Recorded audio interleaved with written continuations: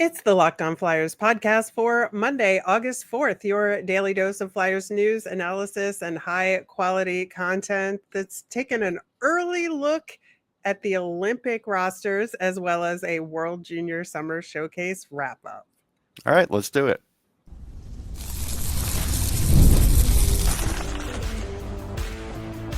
You're Locked On Flyers, your daily podcast on the Philadelphia Flyers.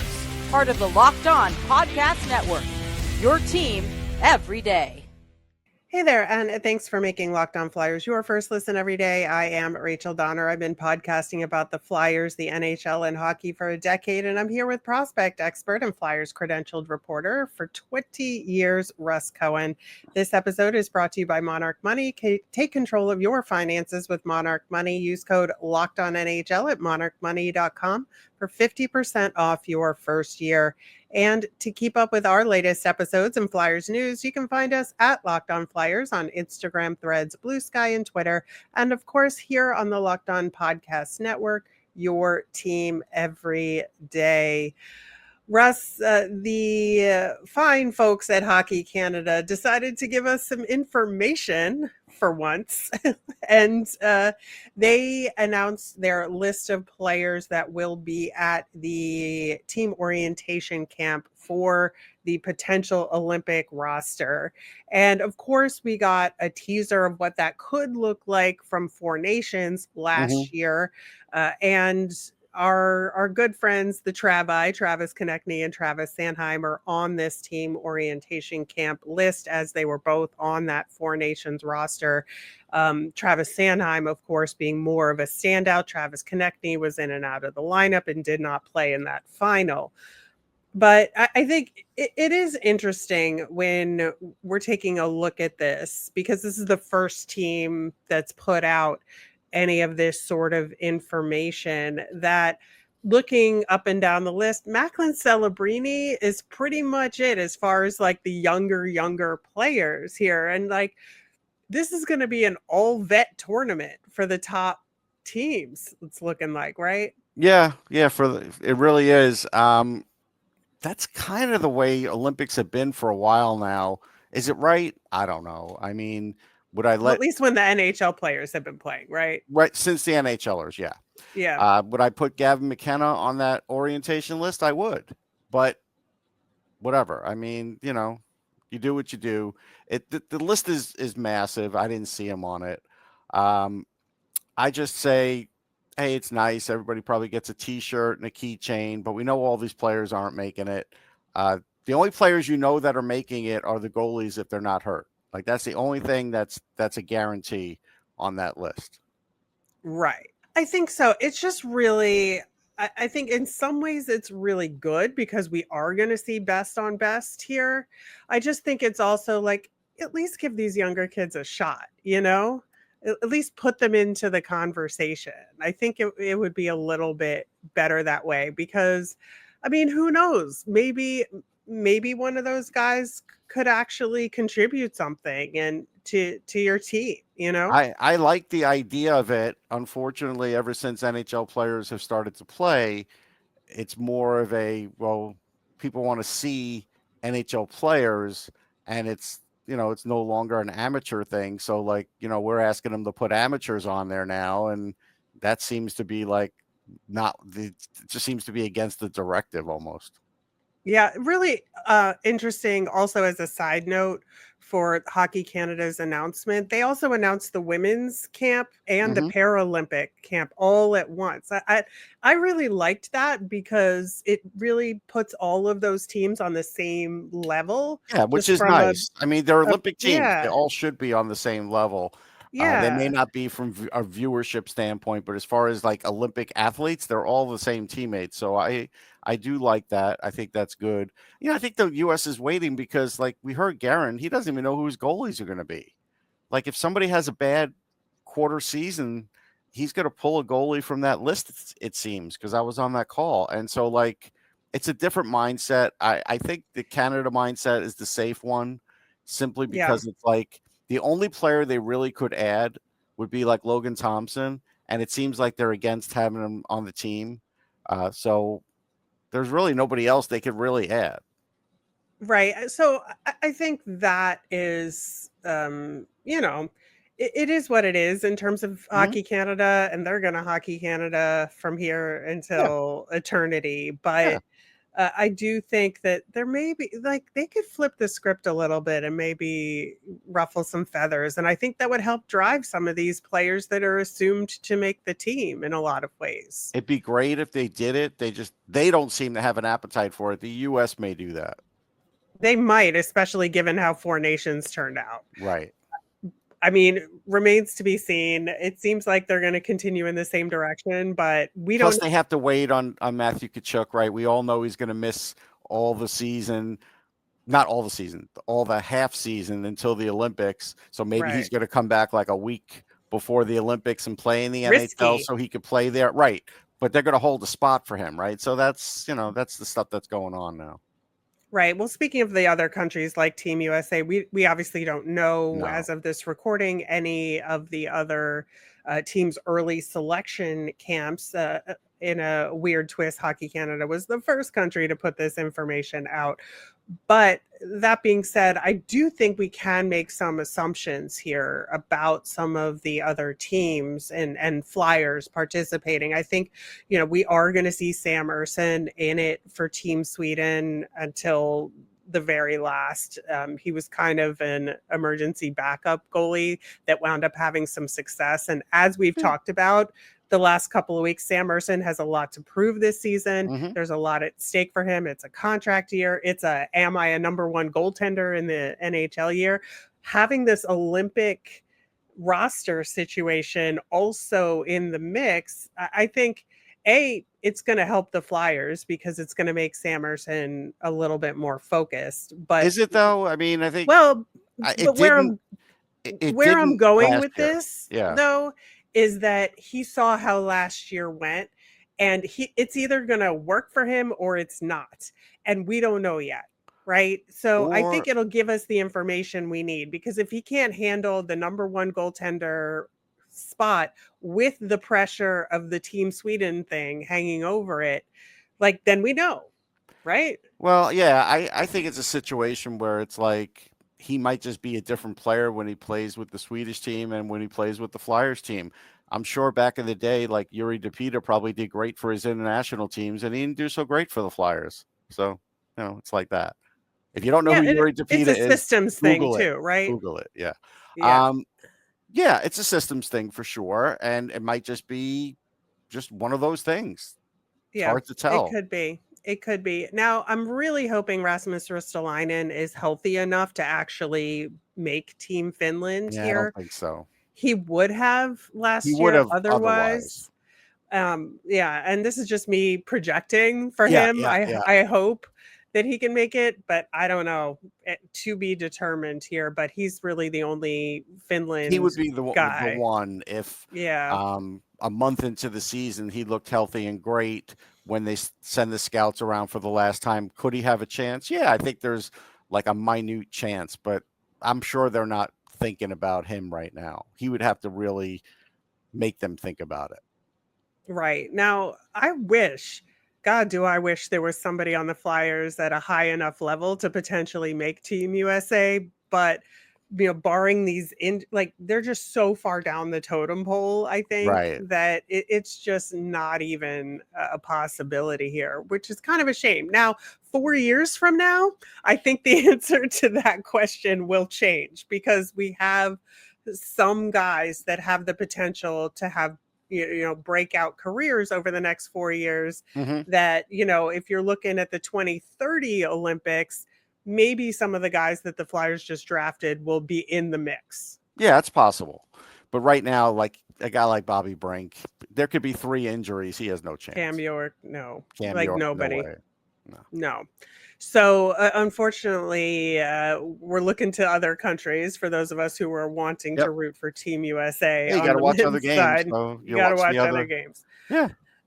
And I'm pretty sure Rodrigo Abels is going to make Team Latvia, so Yes, that'll be fun, make because that. he's been kind of a regular on that Yeah. team He's for a while. But other than that, there isn't really anybody there, which No. is, it's kind of disappointing. The conversation, though, has to come up if Russia was involved, would Matvei Michkov be on that team? Yeah, he'd be on the team. If they were involved or if they had the OAR situation or something, yeah, he would definitely be on the team. Yeah, it would be one of the better teams. It's a shame. I mean, like this is one of those things where, 10 years from now, when eventually it gets fixed, because it always gets fixed, people will look back on it and say, yeah, that was a good gold medal, but look who didn't play. It's going to come Like up. the fact that Ovi, like this would have been his last shot really in his career to play for it's kind of upsetting Yeah, for the it's a overall shame. hockey world. There's so many good Russians right now, and it just seems weird at this point. Unfortunately, the Olympics are supposed to not be political, but it gets political. It does sometimes, And players, unfortunately. they're the ones who get caught up in it. Yeah. Athletes do. Yeah, well, and I think Matvei Michkov is lucky in the sense that much like with those USA players that are percolating for Team USA, he's going to be in the conversation in 2030, and I Oh, yeah. firmly believe that the Russian team will be in those Olympics. I mean, It's a good chance. I think there's a really good chance. So hopefully we will get to see Matvei Michkov in those Olympics. In the meantime, there's some other players that are looking to make a mark internationally at the junior level. We just wrapped up the World Junior Summer Showcase. We're going to talk about how the Flyers prospects fared in that coming up next. Ever wish managing your money felt easier? With Monarch Money, it can. Whether you're growing your savings or planning a big purchase, Monarch puts you in the driver's seat. It's like having your own personal CFO, giving you full visibility and control over your finances. Monarch Money is more than a budgeting app. It's a complete financial command center. You could track all your accounts, investments, and spending in one place. So in addition to managing your money, you're also building wealth. The thing I love about Monarch Money is it helps you keep track of day-to-day and reduce unnecessary spending on things like takeout, but also helps you plan and budget for big purchases like a new car or a house all at the same time. Take control of your finances with Monarch Money. Use code LOCKEDONNHL at monarchmoney.com for 50% off your first year. That's monarchmoney.com, code LOCKEDONNHL for half off your first year.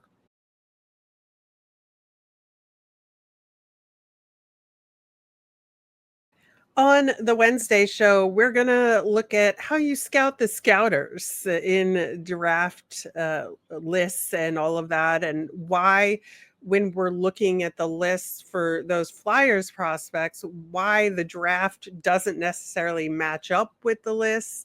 And, in retrospect, what those lists actually mean. So it'll be a really interesting discussion. Plus, we're going to answer your mailbag questions, as always. So get those in. You can email us at lockedonflyers@gmail.com. Send us a message on any of our socials or comment on our YouTube channel. Now, the World Junior Summer Showcase has come to an end, and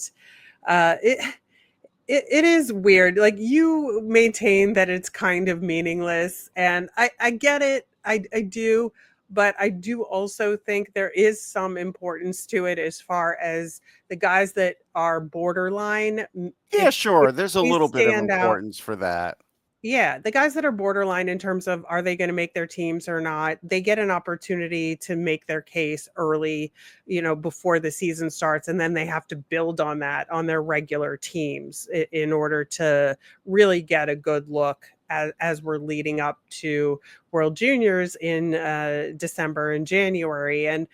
But the I think teams, I'm going to say this, though. The teams that flew in certainly looked like they were playing harder than the teams that didn't have to fly in. Well, didn't have to come a long way. Let's put it that way. Yeah, so that was a not so subtle dig at Team USA and Team Canada, who kind of they just lost a lot. Let's just say that. And does it matter? Are you all of a sudden going to think that they can't win this tournament? No. That is absolutely true. But Finland and Sweden definitely had the better performances as teams in this tournament. Finland ultimately won the tournament over Sweden 3-1 in the quote unquote final of that tournament. Canada and USA played in the consolation game, to your point, which is, it is what it is here. But I think, as far as we're concerned, the big takeaway from this tournament is kind of the resurgence, somewhat expectedly so, but he had to actually do it, and that's Jack Berglund. Mhm. He just had a really great week. He led the tournament in points. He had 4 goals and 3 assists in 5 games for the tournament. Was a top liner there. He had 3 assists for Sweden in their 8-4 victory over Canada. And even in the loss to Finland in that final, that was 3-1, Jack Berglund scored that 1 goal for Sweden. So I think that's really sort of the emergence of Jack Berglund, where he belongs as a prospect with a lot of promise that we just didn't get to see because of the injury last year. Yeah, I think it's some of that. I still don't change my where I think he's going to end up in the NHL because of this. I think this is more of a function of, hey, we saw in camp how physically developed he is. He's more physically developed than most of the guys his age. And so that's showing on the ice right now. Now, we'll see how much of that shows in the SHL. Then we'll have a better idea. But against these guys, that's what I'm taking away so far. Right. And that's where I'm like, he's where he belongs now, in that he's in that regard. In that but regard, not necessarily in the points. I'm correct, telling people, don't get correct. carried away with the points. That's what I'm saying. Yeah. I think that's fair. I think given where he is physically and his age and everything about this tournament, he performed as he should be. Now we've got this baseline. We're going to see where it goes from here. So he did what he needed to do. And I think that is really important. I think Heikki Ruohonene for Finland really stood out as well. He scored the first goal for Finland in that victory in the final there. And I just, for him to have been the 1C in this tournament was really important. I think it's similar to Jack Berglund. He's got to go back home and really just take a step forward and build on what he was able to accomplish on this tournament, against tougher competition. Yeah, and I think that's what I want to see, because I've seen these flashes before, and then it's like, all right, well, let's see it now in the regular season. So we'll see. If he could do that, hey, great. I mean, that'd be fun. Yeah. Now, we're going to talk about Max Westergard also on Team Finland, but I do want to jump to Porter Martone because he is the top draft pick. Team Canada, as we alluded to, sent their top 8 guys who are guaranteed to make the roster in December, barring any injuries. They just sent them home and didn't have them play in the final. So fairly, they could get a look at some of these borderline guys. And again, that's the purpose of this tournament. So it was a little disappointing not to see him in that final game. But I understand why Canada did what they did here, because Porter Martone's going to make the team.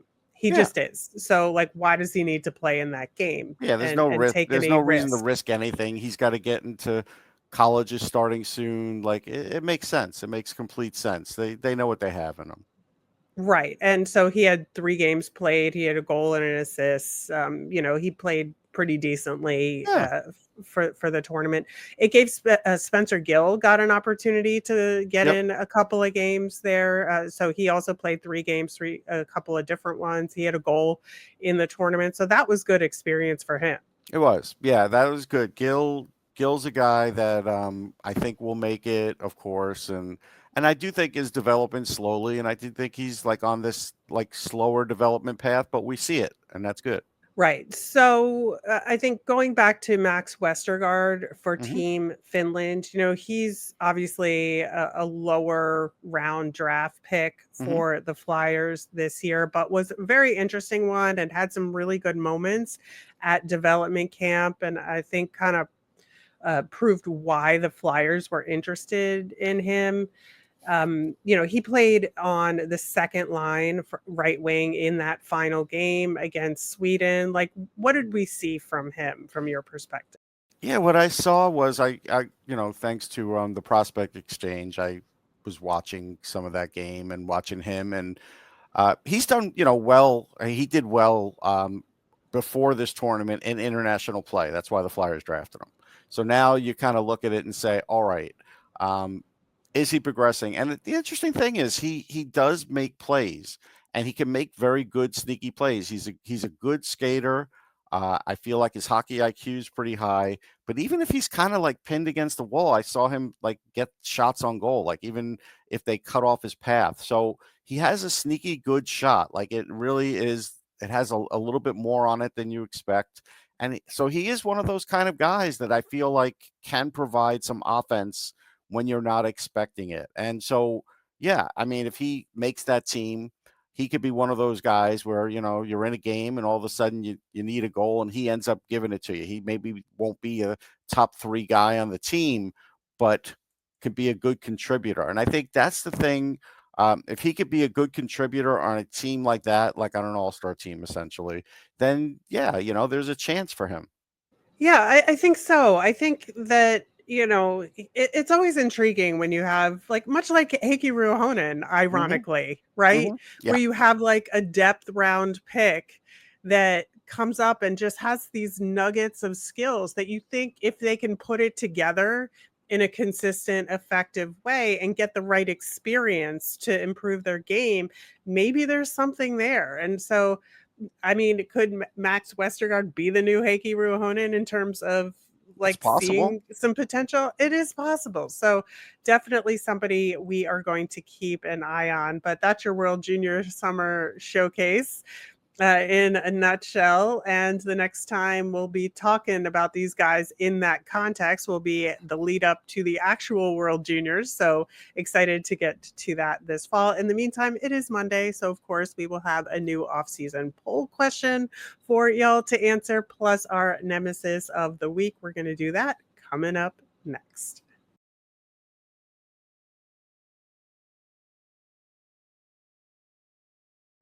All right, before we dig into the new poll question, apparently the Flyers alumni are having a little golfing trip to Ireland right now. And I think that's always a fun time. And Gritty is apparently also there. He is. Gritty's getting all over the damn joint these days between the Savannah Bananas game and now this very active offseason for the Flyers mascot. I kind of wonder if Gritty flew coach or first class, but I guess we'll never get that answer. But or in the cargo hold, more like. Yeah, and I know that the flight there had problems and didn't get there until late. Oh, wow. Yeah, because Bill Meltzer was on it, and I kind of caught word. So that was, I don't know if everybody was on the same flight. I just know about Bill's flight there. But still, I've been to Ireland. It's beautiful. It's never as warm as you hope because, it's always like breezy and chilly or whatever, but it's just so green and luscious, and the people are really nice. And me personally, I wouldn't waste my time golfing out there, but I could see the golfing being great because obviously they have the British Open and things like that. Well, not the British Open. One of them plays out there. I don't know which one, but they do have golf courses out there. And yeah, it looks picturesque, but there's so much to see. I would do all the sightseeing and I would ignore the golf, me personally. Well, I will be going there in September, so I'm excited to get there as well. Bring a jacket. Yeah. All right. Our off-season poll question of the week. We're talking about some of these younger players on the World Junior Summer Showcase side of things. It makes us think in terms of potential breakout players here with the new cohesive system and the coaching between Rick Tocchet and John Snowden. It feels like there's more of a chance for a Lehigh Valley Phantoms player to have a breakout season this year. And there's going to be a little bit of a battle between some of these, younger guys to really have good seasons this year. So who is poised to have the biggest breakout season for the Philadelphia Flyers or Lehigh Valley Phantoms this season. We're giving you Noah Cates, Alex Bump, Jamie Drysdale, and Oliver Bonk as your 4 options here. Now, the link to the poll will be in the show notes. It's on our YouTube channel. If you think somebody besides these 4 players are going to have the biggest breakout season for the Flyers this upcoming year, let us know in the comments. Let us know the reason why you picked which one of these 4 guys as well. We're going to talk about the results on the Friday show. Our nemesis of the week, again, one of my favorite times of the week where we get to talk about things that are really bugging us. Last week, I talked about Yankee Stadium and how terrible it was. We even got a comment about it that we addressed on the mailbag segment on the Wednesday show. I still think it's terrible. And get a better stadium, Yankees. They're not gonna, but because they're not going to. No, they're too busy building a new soccer stadium for NYCFC right now. Right. Anyway, you talked about, how Marvel has fallen with the new Avengers film, doesn't look great, and they're kind of writing it as they film it, which that's certainly a choice that they are making there. But for me this week, I think this is somewhat hockey related, more so than the Yankee Stadium situation. But this is more of an accountability nemesis for me than anything else. I used to play hockey. I played hockey for almost 15 years, just as an adult recreationally. I'm a defender, if you wanted to know. I played right D. Anyway, I think, I've been wanting to get back into it. I had like a knee injury that kept me that basically knocked me out of playing for a while. But my physical therapy has gotten to the point where I'm like, I really want to put on my skates again and see how it feels. And I got my skates sharpened, but I have not skated yet. And so this is an accountability nemesis. I am my own nemesis here. I need to get on the ice and actually skate. And I have not actively made the time to do it. So, although Rachel, it's not easy for you are your own nemesis of the week. No, that's fair. But to say about you, like if I wanted to go and do that, like I wanted to play in media games, or if I just wanted to skate for the fun of it, I could go to Hollydale right now. Now Hollydale's all built up, but back in the day, it wasn't, and I could go there almost any time and get ice, and it's 25 minutes from my house. Right. You don't have one 25 minutes from your well house. I do. Yeah, there is a rink near me, that even has a parking lot, which is wow. Has a parking lot. I stand corrected. I know. Well, then you got to get and in fact, it's where I got my skates sharpened, at the shop there. Oh, okay. So I didn't realize don't it would have be that an close excuse. for you. You don't have an excuse. It gets a little foggy in the summer because it's in a bubble. So it's like it's in a bubble on a roof of a building. Okay. Oh, wow. So yeah, it's pretty weird, but it is a rink nonetheless. And I could go to just a public skate even just to get my legs that's what I would again. do. I need to do that. So this is a get Rachel back into hockey somehow, skating at least, and see how it goes. Nemesis. So mine's going to be, I had to go to Lowe's recently, and if you go there, you're going to lose like hours, but I had to get a lawnmower. So I went there and I walked in. This is like a week ago. I walk in, not even a week. I walk in, and what hits me in the face? Like a 40-foot ghoul that looks like it should be for Halloween, and it is. And it's like rotating and saying stuff. And I'm like, I just saw butterflies. On my way in. I saw nice green grass. I saw nice green leaves. And I just told the thing to go away. And I posted, go away.